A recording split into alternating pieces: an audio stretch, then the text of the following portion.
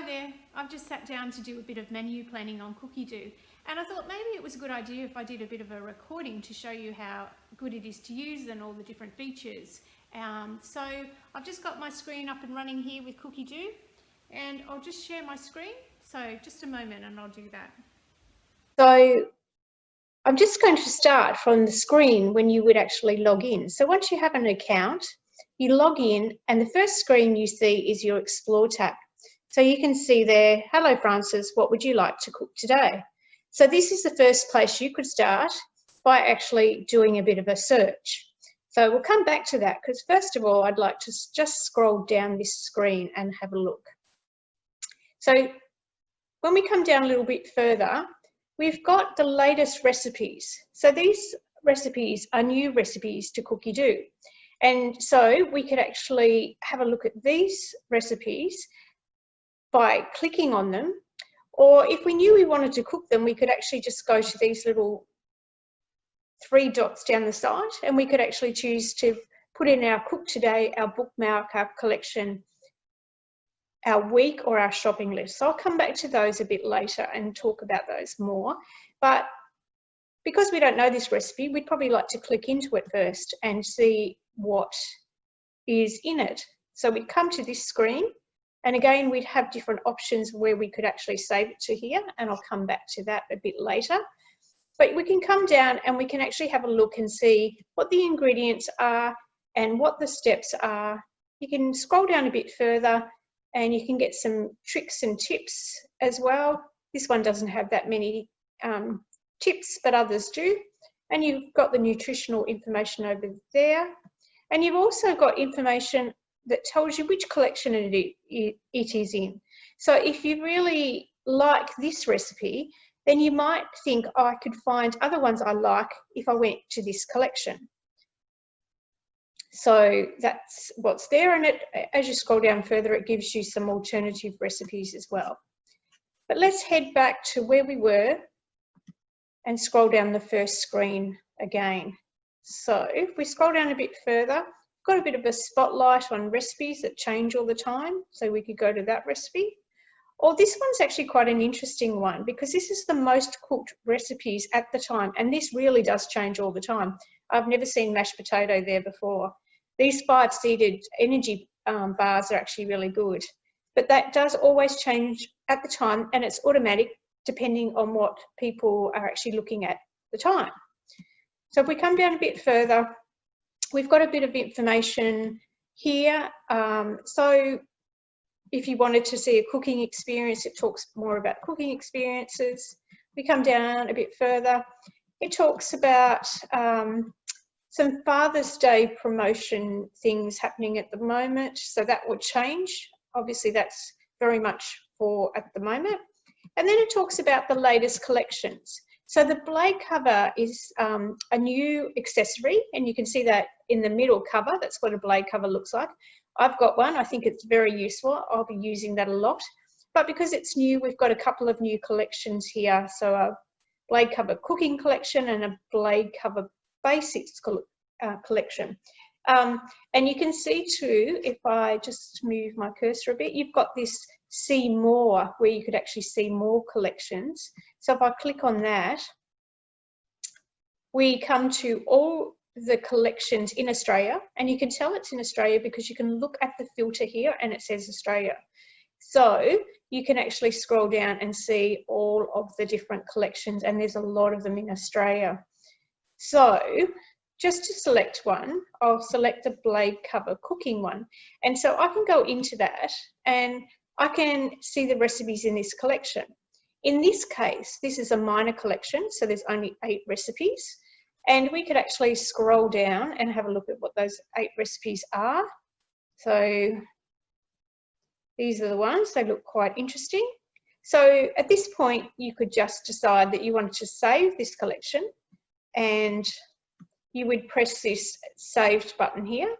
So I've already saved it, but you could also, if you decided you didn't like it, you could remove it. So this is the way when you first went in, you would save, and so now it's saved. So you could then, from here, click on a recipe and have a look at what's involved in the recipe. scroll down again, the same way we did before, and you could decide, yes, I like that recipe. So you could decide to cook it today, in which case you'd press the Cook Today button, or you could choose to bookmark it. I don't tend to bookmark very many because otherwise it tends to be a great bucket of recipes. So I would only bookmark really important things, or I'd use it for a specific purpose. I like the other ways of saving it better. One is to add it to your week. So if you click here, you could add it to which day you intended to make the recipe, or you could go to add it to a collection. And so these are ones you make up yourself. So I've made up these collections here. And I've still got to go back and refine them. I'm not entirely happy with my collections, but it's a start. And if I no longer want a particular collection, I could delete that collection and I could redo it. So you can do collections based on, as you could see there, I had breakfast, I had chicken dishes. So you could do it based on when you were going to have the meal, so breakfast, lunch and dinner. You could do it based on the main ingredients, so you could have a chicken dish. You know, if your garden was full of zucchinis, you could have a category called zucchinis, and every recipe that used lots of zucchinis, you could save that in. So really, you're only limited by your imagination and how you think it would work best for you. So I really like that feature. And the other one is to add it to your shopping list. So you can actually order, and that goes hand in hand really with if you were doing it as a weekly planner. So I can do that. So let's go back, and you could go right through here and save all the ones you thought that were interesting. And if you then made it and you decided you didn't like it, because let's face it, we don't all like the same things, and there'll be some recipes that we won't like, you can just remove, just as how we have removed this collection by removing it, we can do that again with individual recipes that we store places as well. All right, so if I just go back again, if I just go back once, I'm back onto my collections and I'm still in the Australian mode, but I've come down here. I want to show you a major collection. So you can see Flavours of India, and that will have something like 100 recipes, I think. And you can tell it's a major one just by looking at it, because it tends to have this Thermomix circle here. So if I was to click on this one, I'll see, there you are, 96 recipes. So that's one of the major collections. And the major collections also come with a hard copy book that you could buy if you wanted to. So you don't have to buy it because the recipes are all here, but some people like to have hard copies and flick through it. So they're the ones that you can buy hard copies of. So if I just skip back to this again, I'm back on Explore. So, so that I'll just come down again. So I've just looked at collections there. You can browse from different categories. So there's these categories here. If I was looking for a soup, I could choose soup.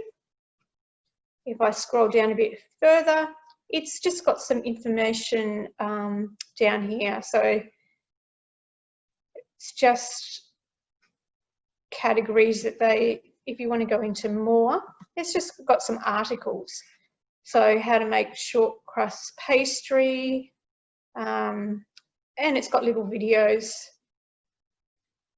So there's different things in there, how to make the perfect smoothie, a closer look at low carb. So there's just different things and they're added to that. So not a feature I look at a lot, but it's good to know that it's there. So, and you can see, this is our search bar here. So you can see there's articles here, but you can also see there's collections or there's recipes. So you can search by different ways there. So if I now search by recipe, this is where I'll have loads and loads of recipes that I can actually search for. So again, we're looking at the Australian collection. So there's 2,629 recipes. So there's quite a lot of recipes. But what happens if I take off the Australian filter? Okay, there's 62,562 recipes. So that's from all around the world that we can actually easily get from this. But interestingly, look at this. We've actually got it in Chinese. But you can actually, if you're using Google Chrome, you can actually do the translate and translate that back into English. And it's, don't think it's going to, yeah, there we are, good. So if we hit here, it'll turn this into English for us. So it's turned it into a pork curry dish. And now all the instructions are actually in English, which is amazing. Now, at this time, those instructions, when they go across to Cookidoo, they won't be in English. They'll be in the language that it was actually written in. I hope in the future that's going to be one of the upgrades, and I imagine it will be, that it'll actually go across and it'll convert to English as well. But we'll wait and see. With 2,600 Australian recipes, that's a lot of recipes anyway. So I've got a lot of recipes to work through before I'm concerned about translating. Okay, so if I go into filters, I've got these categories. So I can choose by a particular category. So I might want to do a meat dish. And so I can click onto here and it's going to narrow my search down. So it'll bring up 405 results, which will narrow it down considerably. So I'll be able to then scroll down and look at recipes that are main meals that involve meat. So that's one way I can narrow my search, and you can see now I've got this category up here. Now to get rid of that category, I just click the X button. And you'll see that I'm on Australia. How about we take off Australia as well? So if I go down in my filters now, what can we do with this? This is where, if we actually went down to here, sorry, I just keep clicking out. If we go down to where it says language,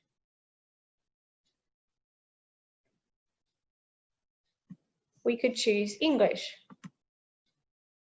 So we're going to reduce the amount that we actually have down to 7,977. So that's handy because now we have just English recipes. So for those of us that only speak English, like me, that's really handy to do that. So that's one way we can do it. So if we, I'm just using a different computer here, and so if we go back down here and we take off,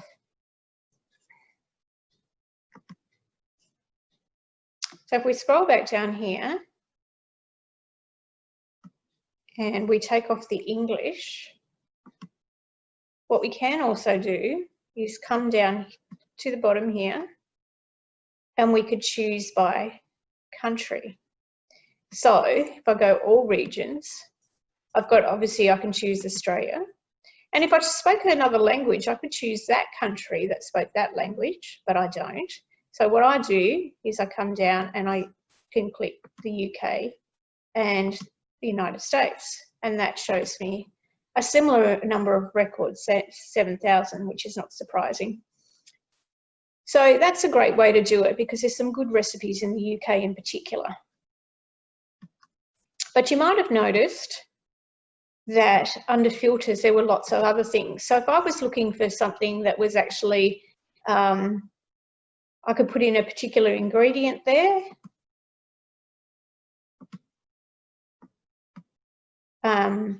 There's certain tags that you can use. So I might go low carb because that's popular at the moment.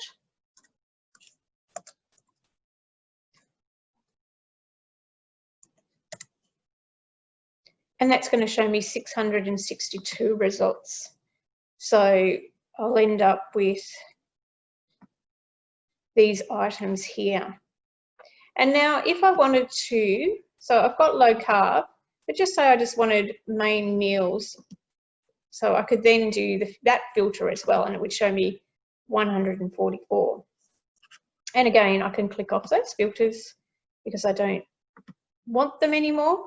And if you scroll down again, you can see that we've got preparation time, we've got total time. So if you wanted something quick, you could look at those, putting those ones on to see how quick it would be. Also, you know, you can do portion sizes. Although I increase or decrease, I mean, I increase recipes all the time without using that. You can do that as well. You can go for the most popular recipes. So perhaps if it's those 11 recipes with 1 star, you wouldn't bother. I don't think I would start there anyway. You can choose, if you choose the TM6 recipes only, they'd be the ones with the functions, so the rice cooking mode function, the high heat function, the fermenting function, the sous vide function. So yeah, so you get those ones. So that could be a good one if you've just upgraded and you want to do some of the just TM6 functions. That would actually be a great way to do it. And of course, if you've got a TM31, then you've got recipes that allow for that, because some of the bowl is smaller with the 31, so you can't do all the recipes with the volume. That would be the issue. All right, so that's our filters. So now that we've actually shown filters, let's actually we've actually also shown how we can actually save them to different places. So what I'll do now is I'll go onto these other tabs. I'll go to My Recipe. And so this is where you have all the different recipes that you've actually saved or created. So saved are the ones that you've actually saved. That would be the Thermomix collections. So they're all there, so you can find them that way, or created. And these are the ones that I've created. And this is what I think is really good. This is definitely worthwhile doing. You can find them there.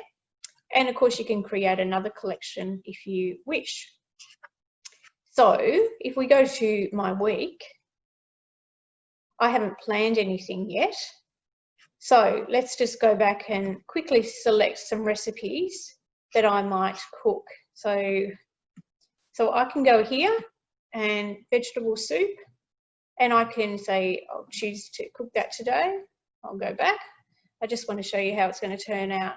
So here I can actually choose to add it to my week, and I will cook it tomorrow.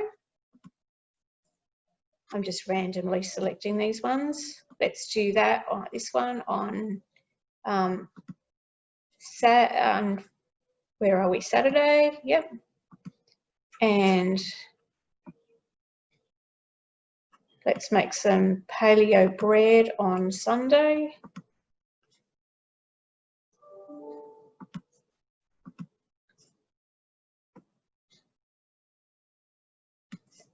And we'll go here and we'll cook paprika chicken. We'll add that next. All right, that'll do us just to have a look. So now I've done that, I can go to my recipes. Sorry, my week I should go to. And I've actually got all the things that I'm actually planning. So if I was planning several things, I would have several things here. So it would have as many as you liked.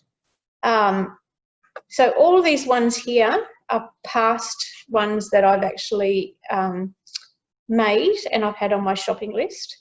So here, rather than look at these ones, so what I could have done is I could have added all of these to my shopping list by going in here. Oh, it's logged me out. I just have to log back in. That's our internet. Oh, hang on.